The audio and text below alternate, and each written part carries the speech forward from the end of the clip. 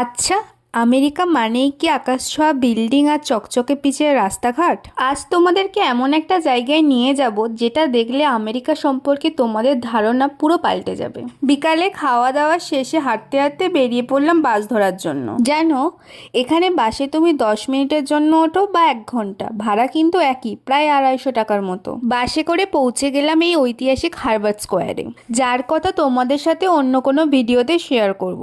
যাওয়ার সময় এই পার্কটি দেখলাম, হালকা রোদ আর ঠান্ডা হাওয়ার মাঝখানে পার্কটিতে হাঁটতে বেশ ভালোই লাগছিল। এই পার্কটি আমেরিকার প্রাক্তন প্রেসিডেন্ট জন কেনেডির স্মৃতিতে বানানো। কিছুক্ষণ পার্কে টাইম কাটিয়ে আবারও চলা শুরু করলাম। জানো, এখানে কিন্তু রাস্তা যখন ইচ্ছা পার হওয়া যায় না। এই হাত চিহ্ন যখন সাদা হবে তখনই একমাত্র ক্রস করতে পারো।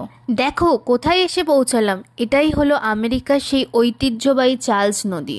নদীর জল কি টলমলে পরিষ্কার দেখছো? এখানে বোটিং এবং কায়াকিংও করা যায়। তোমাদের এই জায়গাটি কেমন লাগলো কমেন্টে জানিও।